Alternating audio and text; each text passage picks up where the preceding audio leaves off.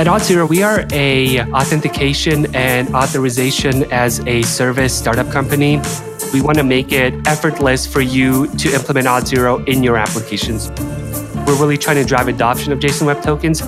With JSON Web Tokens, you as the user, you don't care where this token was generated, how it was generated. All you care is that a trusted party is providing it and it can be verified by your backend.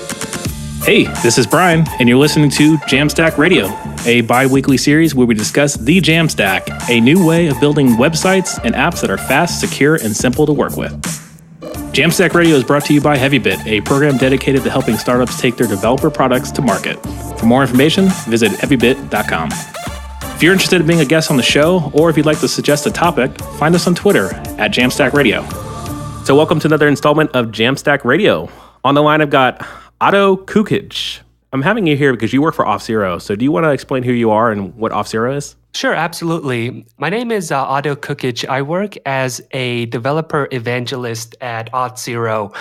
And at Auth0, what we do is we are a authentication and authorization as a service startup company. So what we want to do is we want to make it very easy for developers, regardless of stack, regardless of technology, to implement, best-in-class authentication, authorization, single sign-on, basically, handle your entire identity management. So you don't have to be a security expert to have a really good authentication system in place. And what I do with the company is I go out and I talk to developers. I host talks, host workshops on sharing best practices for implementing authentication and authorization the right way, and hopefully, in a way that is not going to get you on the front page of Hacker News or any other site saying that you've been data breached. Cool. And is your background in security or cryptography, or did you kind of find your way through another means? Interesting story about that. So my personal background is not heavily in security. In my past lives, I did build a couple of different authentication and authorization systems for companies that I worked at. But, my background has always been more in education and in sharing knowledge. So when I came on board on the company, I actually started off as a technical writer, doing a lot of R&D and figuring out how to integrate Auth0 into different frameworks and different technologies, and I actually, making it digestible for new developers to understand how everything works. So in the company, I'm not one of the big security experts, but we do have a lot of, very well-known programmers who kind of lead our architecture and development. So with Auth0, and I've got some familiarity with like Auth0 because I've used it for some side projects as well as some more serious projects like at work. The beauty of it is like you can drop in Auth0 as a solution into like any sort of project. Like are there any limitations on like projects that you can't use Auth0 with?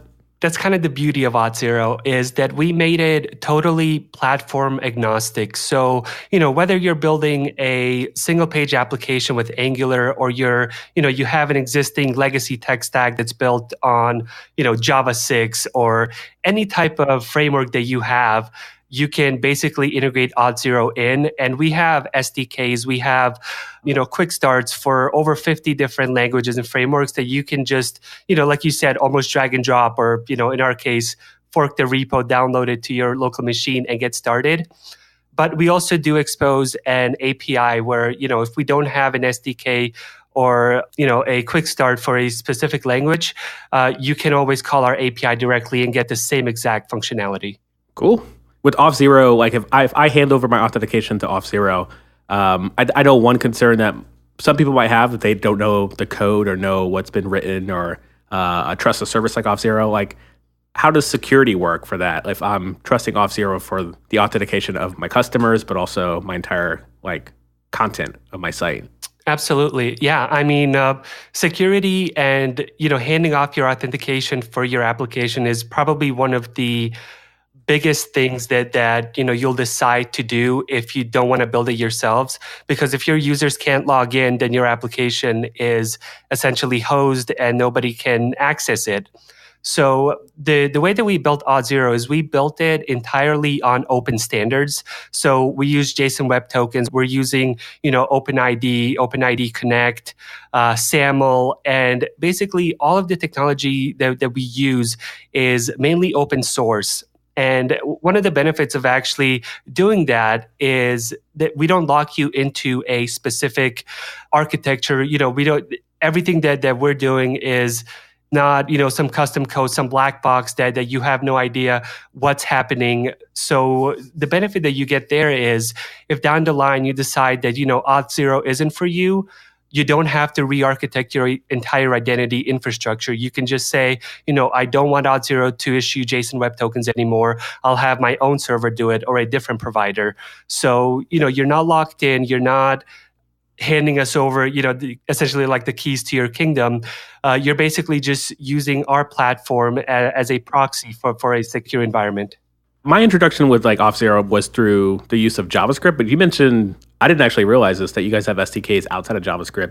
So how does Auth0 keep up to date with all of that? I guess if you're using all the open source standards, I guess it's easier because all the SDKs do have a language implementation of that.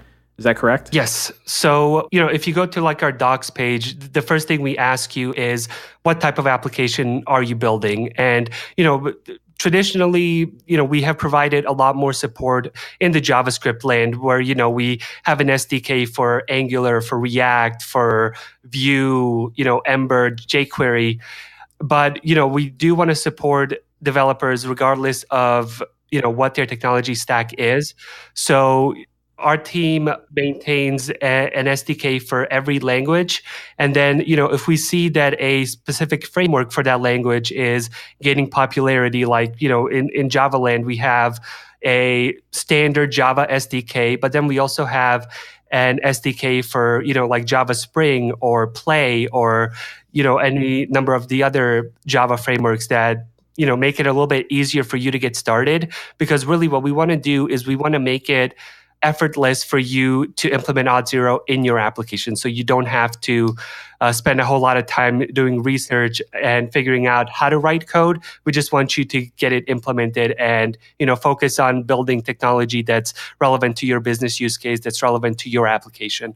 Yeah, that makes a lot of sense too. So what's your personal opinion between just in general, when you're using an API, using the SDK over using just curl commands or direct access to HTTP? I bring this up because I just built a project using GitHub's API, and I found some limitations in their SDK, so I just went back to curl and started doing curl commands. So with your SDKs, are they fully featured, or is there some things you're going to have to do directly from the API? They are fully featured. So, all of the SDKs that we do support, and, there is a lot of them. So it's a lot of work on our end to support all of them. Yeah. But, we do want to give developers that same level of flexibility and functionality, whether they're using an SDK or whether they're, making API calls directly. And the only difference really is we have when you log into your Auth0 dashboard, you could do a lot of the management tasks there. You can, create clients, get your keys, create new APIs and stuff like that. But there are some additional features that aren't available in the UI dashboard that you can basically, activate with the flip of a switch. Some of those you would have to use the management API directly for. But everything else, when it comes to your application, whether you use the SDK or the API directly, it's the same exact experience.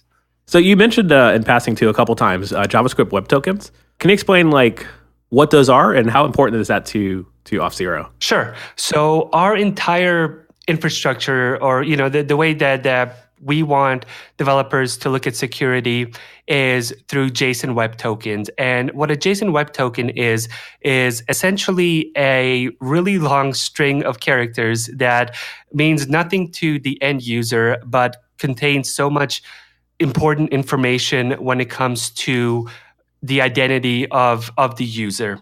So one way to think about it is, if you're building a JavaScript application, or if you're building an application that, whether it's Angular, React, plain old JavaScript, it's going to live entirely in the client. And in the client, you can't have any secrets. You can't have any information that a user shouldn't have or that a malicious actor shouldn't have because it's public. You could try to obfuscate it, you could try to hide it, you could, minify your code, but anybody with enough time and enough incentive can decouple your code and kind of understand, if you're trying to hide keys in there or, user data that's sensitive.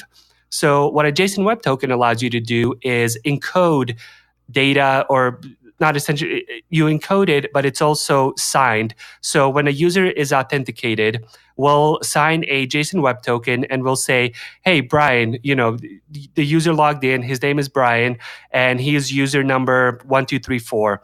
That'll be encoded in the JSON Web Token, and that token is going to be stored on the client side in your browser. And, traditionally, you store this token in local storage. You can also store it as a cookie. So, in that regard, JSON Web Tokens are not much different from session IDs. If you've built a traditional web application, when a user logs in, instead of, encoding a whole bunch of data on that user, you just encode a single ID, store it in a cookie, and that kind of tells the application that the user is authenticated. Now, where the difference comes with JSON Web Tokens is they're not specific to a single domain. So, the traditional way we build applications is we have an API living on one server, our client living on another, and then we might have a mobile application, we might have an IoT device that all talk to the same API. And trying to do that with cookies, with traditional session management, is very hard, almost impossible. So with JSON Web Tokens, you as the user and even you as a developer, you don't care where this token was generated, how it was generated. All you care is that a trusted party, and whether that's Auth0 or whether that's a server that you stood up that's going to sign these JSON Web Tokens, is providing it, and it can be verified by your backend. Yeah, that makes a lot of sense. Like I've done the authentication through cookies in the past. I've actually exploited sites as well who, I guess I shouldn't be talking about this publicly, but exploited sites who also do authentication through cookies like 6 years ago. So I know why you shouldn't do that because I've actually taken advantage of sites for that do that. But I recently built a site where I was using local storage to pass around secret keys as well, which is probably also a big no. But I didn't realize that JWT is also not domain specific as well, because I do make a lot of apps that do need to be on the web, but also in like a React Native client. And React Native, if you ever used it, the way you handle local storage or even the idea of cookies is way different. So you have to change the way you approach things. So having a universal library or a protocol basically called JWTs, it makes it a lot easier for that. Which I want to point out too, I actually read the JWT book, which is linked somewhere on the web. I'm not sure how I found it. Maybe it's somewhere in Auth0. But it's actually a really good read for anybody who wants to dive deeper in that topic for sure. Yeah, absolutely. The Jwt Handbook was written by one of my colleagues, Sebastian, and he really goes into in-depth on what a JSON Web Token actually is, how it works, the different, cryptography, that kind of makes up how JSON Web Tokens are signed, how they're transmitted, how they're verified. And one thing I do want to point out to the listeners is that a JSON Web Token is signed. It's not encrypted. So at Auth0, we actually have a service called jwt.io that you can take any JSON Web Token, just paste it in there, and be able to read its contents. So JSON Web Tokens, they're not private, they're not encrypted, but what they are is that they are signed by a hashing algorithm like, HS256 or RS256. And what this does is it prevents the token from modification. So the token is signed with a certain payload, with a certain set of data. And if you change even the smallest attribute of that data, instead of Brian, if you, lowercase the B in Brian, then that token is no longer valid. It's not going to be verified by the backend server as a valid token unless it was re-signed again by Auth0 or by a trusted service that, had the lowercase b instead of the uppercase B in the word Brian. So I'm curious about this using JWT. Is it .org or .io? It's a .io. Okay, so if I go there with JWT that I have signed, I'm just pasting that and I can see the data based on that JWT. So, or do I have to also provide a signature as well? No, you don't have to provide the signature. Basically, what the jwt.io service allows you to do is to see the contents of the JSON Web Token. And then, there is a section we have where you can enter a signature to see if that signature can verify the token. So, if you know what the signature is, you can see that the token was verified. But, I guess if you had unlimited amounts of time, you can try every possible signature string in the world and try to decode, with what password or with what signature this token was signed with. And there are really two ways to sign JSON Web Tokens, two very popular ways. One is with the HS256 signing algorithm, which is basically like a secret key. And with this one, basically when you create the JSON Web Token and you say, okay, here's my token, I want to sign it with the password secret. You shouldn't use a short word like that or a short string like that, but, that's usually good enough. The other way of signing JSON Web Tokens is with the RS256, and this is basically private public key encryption. So, we signed the token with a private key, and then you decoded having a public key that was generated from that private key. So, that's a much more secure way of signing JSON Web Tokens and making sure that they're much more secure and can't be hacked or can't be decoded as easily. I have 2 follow-up questions for that too. So do you guys have provide like 2-factor authentication as part of your identity service? Yes, we do. So wanted to build a platform that allows you to manage your entire user identity. So authentication and authorization are really a means to an end of having a really whole circle or, having the entire identity story figured out. And authentication, how you log in is one aspect of it, a very important aspect of it. You have authorization, which is making sure that the users have access at the right time. So if an admin logs in, they can access, admin level features. If a regular member logs in, they can only access the features that were enabled for them. But building on top of that is the whole identity aspect and security aspect of it. So one of them that you mentioned is 2-factor authentication. And we provide this either with our built-in Auth0 Guardian product, or you can use any other 2-factor authenticator like Google Authenticator, Duo Security, or any other platform that provides 2-factor authentication and built it and basically extend Auth0 with it. In addition to that, we have a whole suite of features. One of them is our rules extensibility engine that allows you to manage what happens after a user logs in. So when a user successfully authenticates, you can check and see, how long has it been since they changed their password. And if it's been a certain amount of time, you can force them to change their password. You can whitelist certain domains so users, with the Gmail can log in, but users without, users with other domains can't. And another aspect is single sign-on, right? These days you have so many different applications that you log in. It can be a pain to try to remember all the passwords, and you shouldn't use the same password for everything. So, we offer single sign-on for companies that want to integrate it so that, they can have one or many applications and their users only have to log in once and they'll gain access to all of these various applications. Oh, very cool. It wasn't really clear. I'm not sure the listeners are, this is public information, but Auth0, did you guys invented this JWT protocol for signatures? No. So we didn't invent it. So it is an open RFC standard. The JSON Web Token standard is, totally open technology.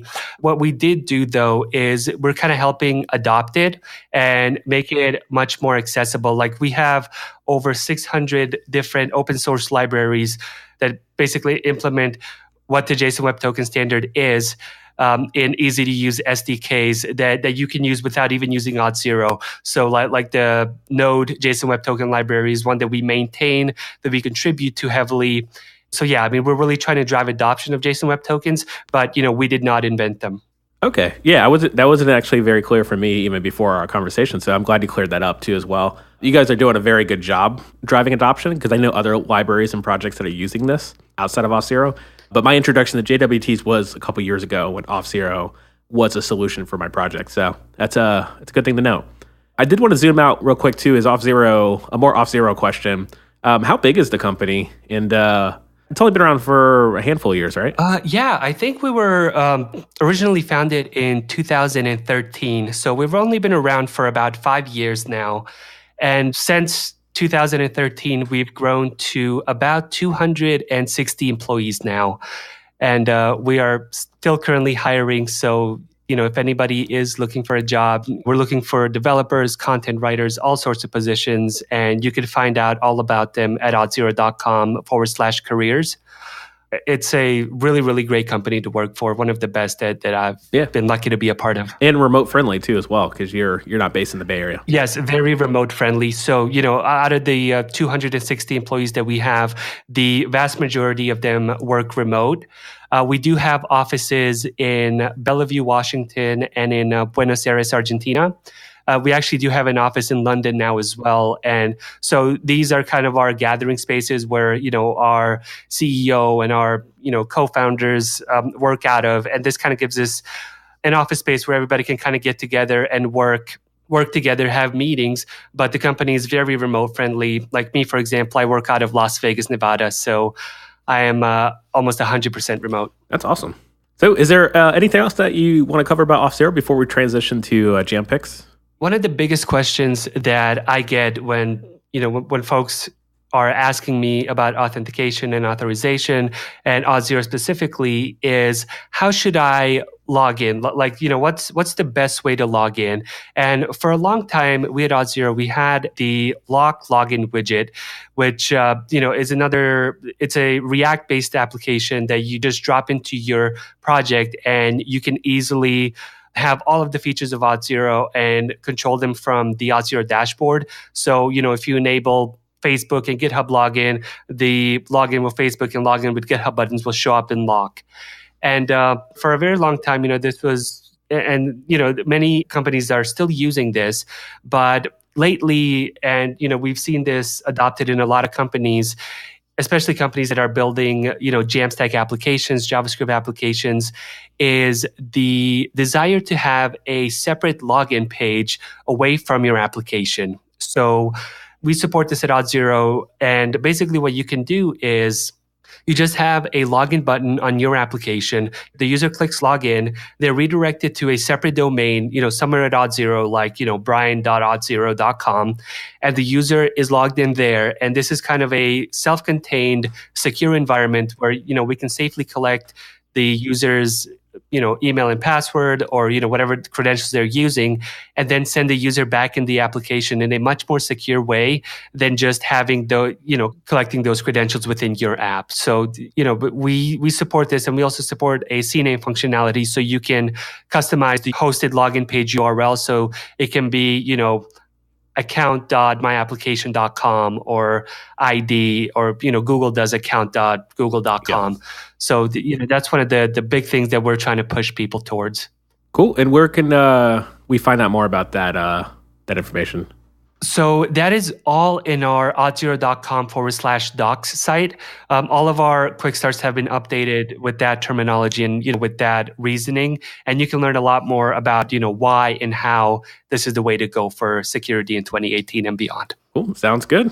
All right, so I'm going to transition us to Jam Picks. So these things are things that keep you going, make you excited to work, or just make it be excited not to work. So it's a broad scale, and Otto, if you don't mind, I'll go first. Actually, one of my picks was going to be the Jwt Handbook. I was going to mention that, but it got mentioned naturally in conversation. So my other thing is going to be these things called turtle shells. So I'm going to have to kind of take off and then land the plane, so bear with me. So there's this whole thing about cryptocurrencies, and I was going to make a joke about Auth0, if you guys are on the blockchain or not. You don't have to tell me if you guys are ICOing soon, but I'll be looking for that. So I've been getting really involved in just the whole cryptocurrency space as a spectator, as well as like a very, very minimal holder of these crypto coins. And I just recently got into mining as of yesterday. So there's this new coin that showed up on 4chan. I wasn't on 4chan, but I knew somebody who did mentioned it. 4chan is a very interesting place. If you've never been there, ask your cousin that's in college about it. But so this thing called turtle shells. So there's been Dogecoin, and there's been like Garlic Coin, which is based on like garlic bread. Dogecoin is based on like the Shiba dog. So now they have turtle shells, which are these also coins, but they're based on turtles. So if you go to turtle.org, it talks all about it. It's basically a joke, but it's probably the cleanest code I've seen for like getting like wallets set up, but also getting involved in mining. Granted, it also is pretty new, so they were able to make this up at a cleaner fashion and open source everything, like in modern technology, like how you would write code today. So that's mainly the reason why it's a lot easier for me, because like I haven't been developing code for that long and know how to read C++. So I can kind of get my way around. But they've set up all these make files to get stuff started. So within 30 minutes of learning about it, and then 5 minutes of running some make files, I've got my MacBook is a mining rig.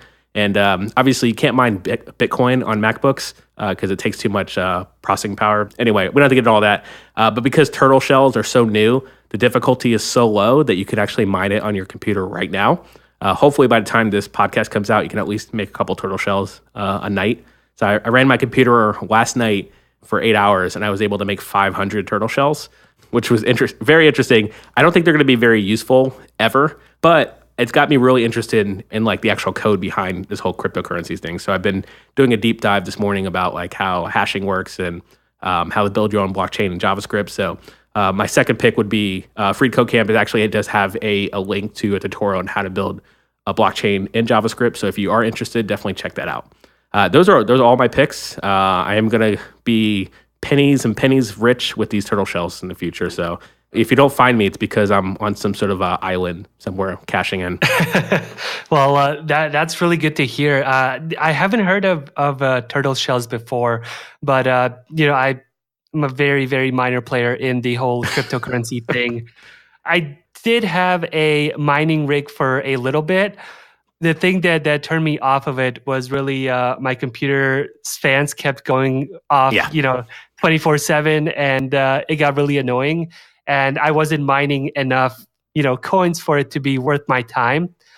But, at Auth0, we actually did write a series of blog posts, and this was Sebastian again, on Ethereum and how it works and, what its future holds with regards to the blockchain and identity.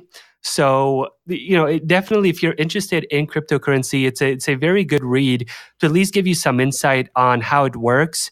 I don't know if identity has a space in the blockchain yet, or has a specific need, but I think it's definitely something to look out for in the future. And if somebody does figure it out, it could be an interesting revelation.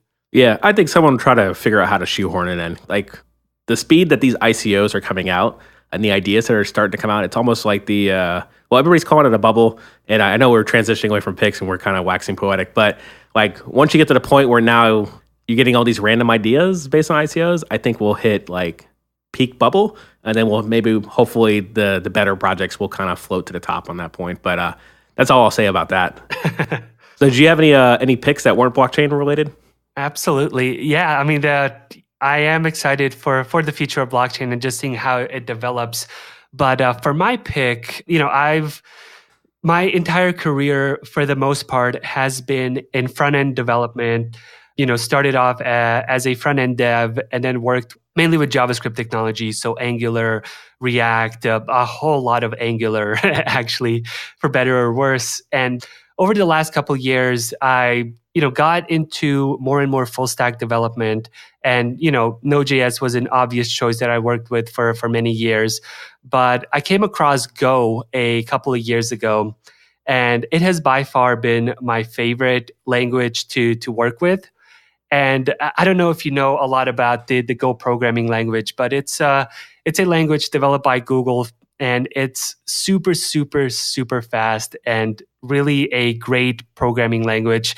You can be very, very productive in it in a short amount of time. It's super, super opinionated. So, it forces you to actually write code and not spend a whole lot of time figuring out, which libraries to bring in, how to structure your code, figure out tabs versus spaces and all of that stuff. It just really forces you to write code and to build applications, which really keeps me focused. And I was trying to get a buddy of mine for a long time to give Go a chance and try it. And for the longest time, he's been kind of, turned off of it and, doesn't see the benefit of it. So later this year or in a month or two, I'm hoping to start a blog series called Golang Train.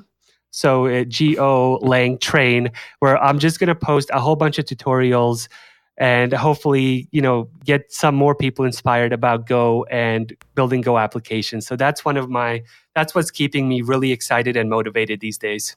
Awesome. Yeah, I do have some experience in Go. Netlify, we actually do a lot of our open source as well as our cloud stuff in Go. So like our CTO is big in the Go. And I've picked up a bit of Go since I've been at Netlify. So I try to do anything that requires scripting. I try to go with Go first just to see what I can do with it. And then I don't have any large projects like what you're working on, but I do try to start new projects in Go if I can. And if I can't, then I'll just recede back to JavaScript. Awesome. Yeah. I mean, Go has been my go-to, I guess the pun is, but yeah. Well, everything you learn about Go, it's going to have a pun about going. So no fear there. Yep. Well, Otto, thanks for the pick. Thanks for talking about identity and how Auth0 is solving that problem in the JAMstack. Thanks for your time. And listeners, keep spreading the jam. That's all the time we have for today. If you're interested in being a guest on the show, or if you'd like to suggest a topic, find us on Twitter at JAMstack Radio.